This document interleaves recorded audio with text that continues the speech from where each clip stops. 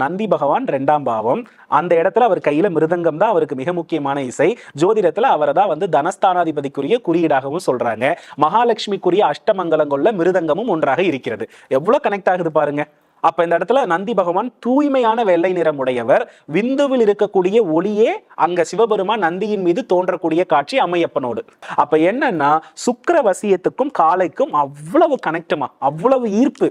அதனால தான் நம்மளுடைய முன்னோர்கள் நல்லா கவனிச்சு பாருங்க, பொண்ணு கிடைக்கணும்னா காளை அடக்கணும். அதுவும் குறிப்பா எப்ப வரும்னா காளை அடக்கிறது தை மாதத்துலதான் என்ன பண்ணும், முழுமையாக நமக்கு நடக்கும். தை மாதம் என்பது மகர மாதம். மகர மாதத்தில் இருப்பதுதான், மகர ராசியில் இருப்பது அவிட்ட நட்சத்திரம். நான் சொல்ல வர்றது புரியுதுங்களா? அப்ப என்னன்னா இதுல ஜோதிடத்துக்கும் நம் வாழ்வியல் பண்டிகைக்கும் நிறைய தொடர்பு இருக்கிறது. மாட்டு பொங்கல் அப்பதான் நடக்கும். அதான் தை பிறந்தால் வழி பிறக்கும். மாட்டு பொங்கல் அப்பதான் நடக்கும். அன்னைக்குதான் நம்ம ரிஷபத்திலிருந்து பசு வரையிலும் பொங்கலிட்டு சூரியனுக்கு வழிபடுவோம்.